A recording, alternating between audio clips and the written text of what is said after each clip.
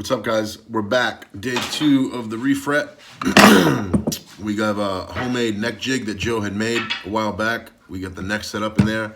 And the first step is to bevel the edges of the fret. So basically where, the inside of your fingers will run along the fretboard. Great tool for that, made by Stu Mac. It just basically pitches the file at a 35-degree angle. Now, because this fretboard is worn and it's been played for 61 years, I'm more than likely going to have to go in there and do a lot of hand finishing to really make that edge hidden so you don't feel it and there's nothing that grabs your finger, no sharp edges when you slide up and down. But you're basically just going to take your bevel tool to get into close proximity, and just support everything and just bring it all the way down and get that edge pulled into the neck as far as possible. As you can see here, you have my angle here, so we're just putting that pitch on the edge of the fret. And you can concentrate on one area. Great tool, it really makes it quite quick. I know some guys just do it freestyle with a file. That's great too. But for now, we're gonna use this. I'll check in with you in a little bit.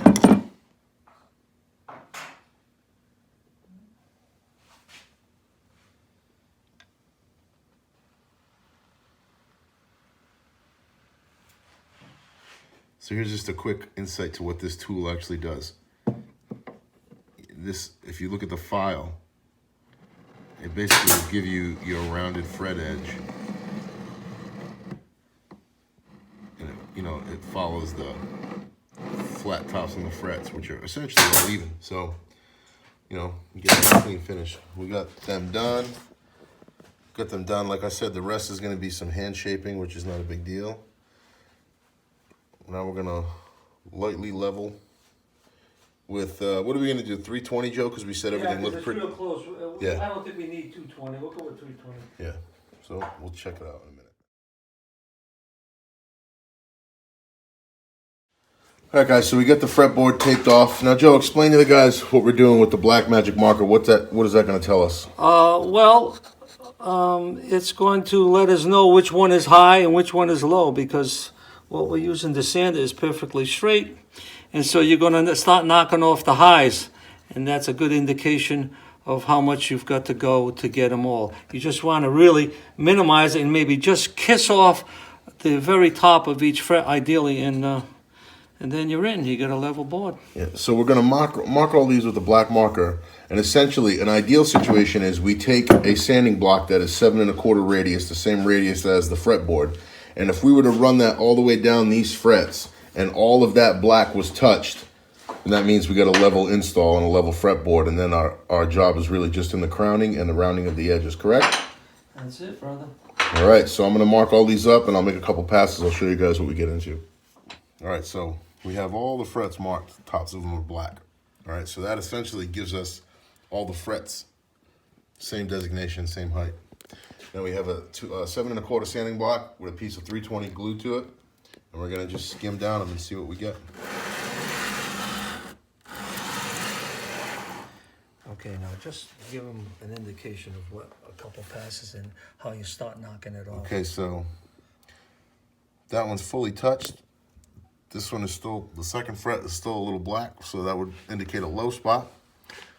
But going down, and we got a little bit of a low spot there. Yeah, a couple passes. But you can see in a couple passes, we've actually touched at least every one in one area or not, which is an indication of a pretty good initial leveling of a fret job. So what we could do now is essentially mark them all again, right? No, we'll go down a little bit more. Okay. And we'll keep going, and we'll see what our progress will be. And you will see where some of them will be all touched. I don't think it's going to need much, to be honest. Okay, now see, and the progress you've made. Now you got a couple that are low, right? And you can see that. Well, that's going to be your. That's what you're going to be aiming for to get that one. And an indication also low. You see how you're taking more off of that to get there. So I mean, that's just how it works. They're really not bad. No. We're not applying any pressure. We're just barely touching the tops of them. So we're doing good so far. So what Joe is basically saying is he lightly passed over them all And you can essentially use the block because, again, remember, it is a level block and it's the shape of the radius of the board. So we've got it. We've got it. So just one more all the way. And we're ready to radius those now. And now you check them. Go ahead, Joe, wipe it off with the brush. All the tops have been kissed. Some a little more than others, and that's okay because you really fine tune that when you come in and you crown them. But this basically, essentially gives us a level playing field, no pun intended. We're all starting at the same heights. So now we're gonna crown. All right, so we obviously had leveled all the frets and they're all at the same height. Now, one of the most important aspects of this is the crowning. Well, basically, what we've got now are frets that are flat on the top, and we don't want that. We want to bring them back to maybe the profile of, let's say, picture the top of a school bus, that rounded effect. And by remarking them with the magic marker, it gives me a visual as to how much I will take from each side until we leave just a little bit, very narrow piece of that black marker remaining. So basically, you want to get that magic marker line as thin as possible up top. That would Yeah, that would 30-second or less, and that's fine. That would essentially simulate a point. Yes, we're working our way, and you've got to, especially with a 7 1/4, you got to follow the radius of the neck. Notice how up and then down, up and down, up and down, and if you look at that, and then as you start working it, you tilt the file inward. Also, explain the file that we got going on. This is a triangular file where the bottom of any edge is filed flat, so that obviously when you're running it on the board, you're not damaging it. There are no file marks at all. They're smooth. And what's my biggest problem when it comes to patience? Lack of. Okay.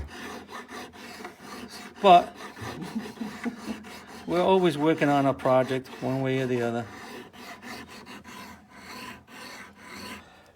Now, can you indicate? Can you see that how it's less of that line? You Yes. see how you're starting to get that shiny area on both sides? Yes. That's what you're aiming for.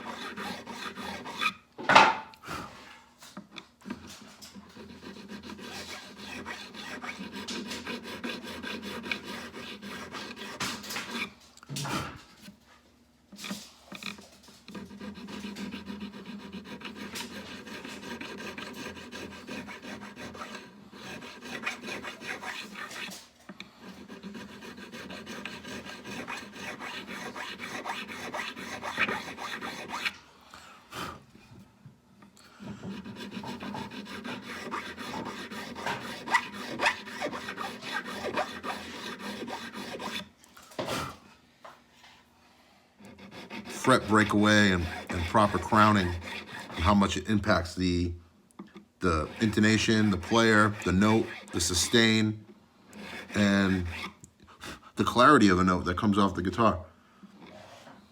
People don't really take that much importance if you don't really know into how a guitar plays. It's all in the neck, obviously, and you get that playability with a good fret job, and also a nut is very important to tone. People think of it as an afterthought, but it's really one of the main components. The fret and nuts, that's it. Obviously, the shape of the neck initially, which brought you to the point of owning the guitar, but the playability afterwards is good frets and a nut, and you're on your way. Just as like I say, a 30-second. You see how that's about what you got? See that 30-second? That's about what you want. And it's easier to attain that, obviously, on a narrower fret.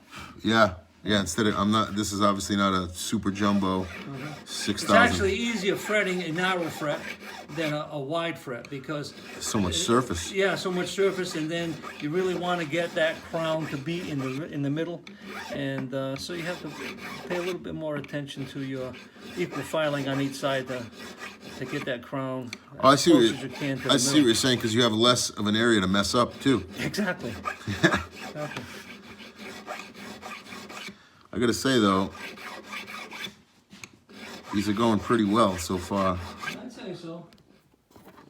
All right, so as you can see, we were able to get in here with some light crowning. We have all the center tops of our frets kind of as our main point here. That's the main contact point. And you try to just maneuver that file just to get them all in that same realm. Now, with another expensive tiny file, this file has a dead edge as well. And basically you'll do the fret ends with this file, you know, so come over to this fret here and you kind of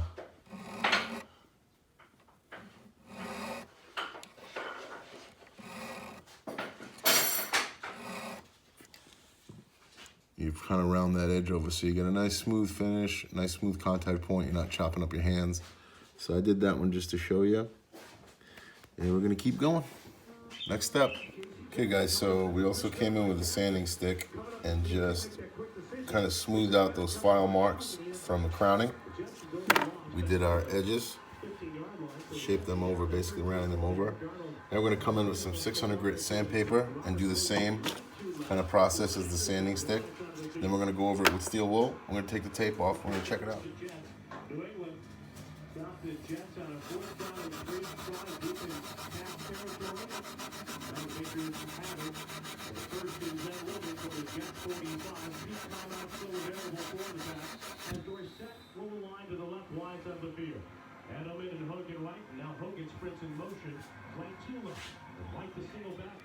All right, so we got our frets polished, we got our ends done. And like I said too, because this edge of the fretboard has been played for so many years, that it's kind of rounded and you can't really pick up on that with the bevel tool. So I'm manually going in here and just feeling for a tough edge, and I'm just lightly massaging it up until I feel myself almost like it relaxes itself and you're no longer have a restriction of grinding metal. Now you're just kind of just kissing the wood. So you're not damaging any finish, but when you're done, you get that. This thing's going really well. And also, Joe did make fun of me for wanting to reuse the nut, so we're gonna redo a whole nut, so we'll have to walk you guys through that. So I went through the bag of pre-made bone. Joe, what is this bone from? A cow. Cow bone. Joe pre-cut these all to 7 1/4 radius to, you know, have blanks around, because Joe does a lot of repair work. So I fit the blank into the slot. We got a nice fit now. I trimmed the edges a little bit, not 100%, because that comes in the fine tuning. So we're gonna set our string spacing now and start final shaping of the nut, put this thing together. All right, so earlier when Joe stepped in to the video talking about the fret crowning, he also mentioned how important bone nut shaping and nut slot, all that stuff comes into play. So Joe, you have a method of, you know, determining nut height, nut size. You want to walk us through that? Okay, basically, put a fret rock on any straight metal. Get your feeler gauge. Get it so it's just snug. Okay, so that would basically determine the height of the fret off the fretboard. Right, so we've got 43 thousandths. Yes. Okay, now Fender sets it up where basically their action on the first fret is 20 thousandths. So we're going to go with 20 thousandths That means the bottom of the string to the top of the fret. is 20,000. 20,000. So we're going to add that to the 43. Okay. Then the last figure that comes into play is what gauge string you're going to use. I believe it's a 46. You're going to use a 46? 46 to 10. I know 10s go from 10, 13, 17, 26, 36, 46. Yeah. Is that what you're Yeah, going to use? I believe. Okay. So 46. When we shape the nut slot, you really don't want any more than about half the thickness of that string to be below or into the nut. So if we're using a 46, Right. let's give it a 23. Yep. That'll be half of that. Okay? So 6, 8. We're looking at 86 thousandths. Let's go 90. Okay. Okay? So we're going to set up, select 90 thousandths out of I here. get you. We're going to put this device in here. You build up the feeler gauges to equal 90 thousandths. Then we'll mark it. You lay it on the board and then just score the top of the nut and you know how far to sand down. Right. Okay. It's pretty cool. We'll watch that in action right now. Okay, so you're gonna... Basically running your mark over here gives you a line to follow when you're shaping the nut. And now what I can do is get my string spacing, start filing in some string slots, and get this project rolling. So earlier we marked out our height, and now I'm just gonna come in with some 60 and knock that down, just so I get to the line. All right, guys, so here we go. By Fender code, you really bring the bass E and the treble E string in 1/8 of an inch and make your marks. And then what I do is come over with a Stumac string spacing rule, and I'll pretty much just get my designation of the other strings.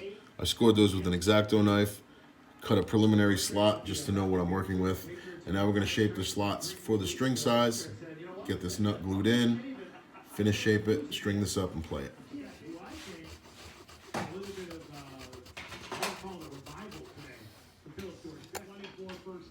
So we getting the nut all shaped up. I usually, by rule, the bass strings will protrude out of the nut slot, about half. And these you can sink as long as your slot is cut right and the strings aren't rattling along the side. But, I mean, all in all, we got a fret job all done. Vintage Fender, Esquire. Thanks to Joe for letting me bother him for 2 days, and there you are. That's the process of fretting a guitar. Obviously, if time and video wasn't a factor, you could zip through this a little more, but I figured it would be a good thing to document. Hope you guys enjoyed the video. Thanks. It's big. And having some tools. Over the years, I've bought some tools, and